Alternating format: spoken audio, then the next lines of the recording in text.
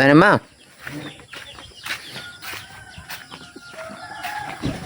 Ito po pala ang kambing ko mga lods.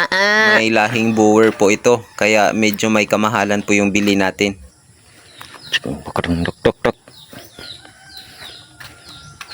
Kung meron man kaming kapitbahay na gustong magpalahi nito, 500 pesos po yung singil ko. Maliit na po yun kumpara sa singilan sa pure breed na Boer. 3,000 po kasi yung singil pag pure breed. Natiyak pak man. Wa pa man ka ko. Good morning po. Magha-harvest na naman kami ng saging ni Mama. Ito naman yung tanim ko. Yan. May nahinog na kasi. Tapos kinakain ng daga.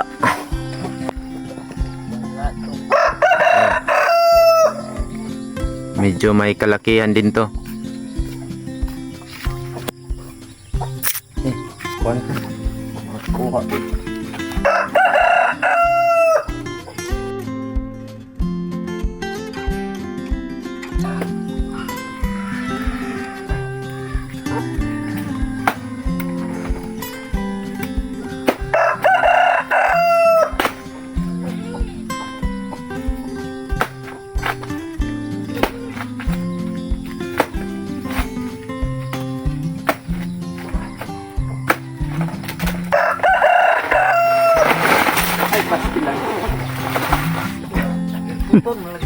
Ha? Kuan eh, nabutan ni init. Oh, diya ka bunga baboy anang labak init kayo wala ka bukad. Pero ikahinog anaw nang hinog ka isunod pa ka. Kaon tayo lang sa likik. Paano ba? Takong pagmamahal.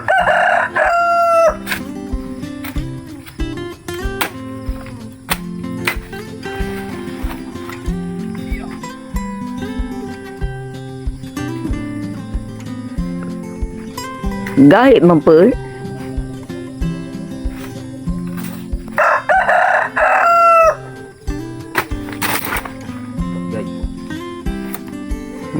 Mayo. Lagi.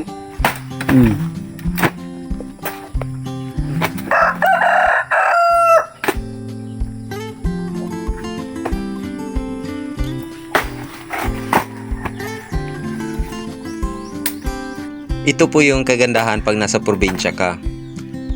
Kahit wala kang pera, hindi ka magugutom basta't kikilos ka lang.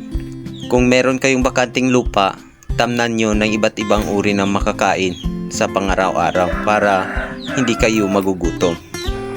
Kung wala naman kayong lupa, pwede kayong tumulong sa kapitbahay nyo sa pag-ani ng may malawak na taniman para mabigyan kayo ng inyong parte at may makakain na kayo. Dagdag aliw pa po dito, lahat ng kinakain mo ay sariwa. Ikaw pa po mismo yung kukuha sa puno. Di tulad ng binibili natin sa palengke na kinabukasan ay nagsisimula na masira.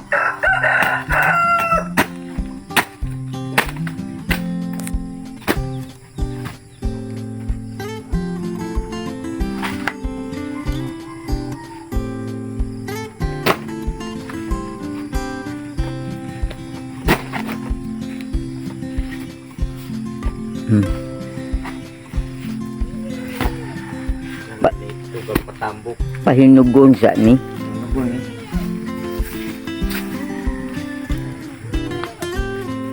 Hindi ka tikas do. Asa na di pala na. Dado sir. Mutar ta bantu. Ini mahimo hanigan o kuan ka. Ang diri. Ano hinday? Ang kasama ko po pala ngayon sa pagbubuhat ay ang tiyuhin ko, kapatid po ni Mama. Pansamantala po siyang nakikisilong sa amin hanggang sa makaipon ng pera pamasahe pa uwi sa kanila. Na kay paumbawa sa nang tungol kay mong tulo makaito man siminto na. So hanggang dito na lang po. Maraming salamat sa panonood. Paalam.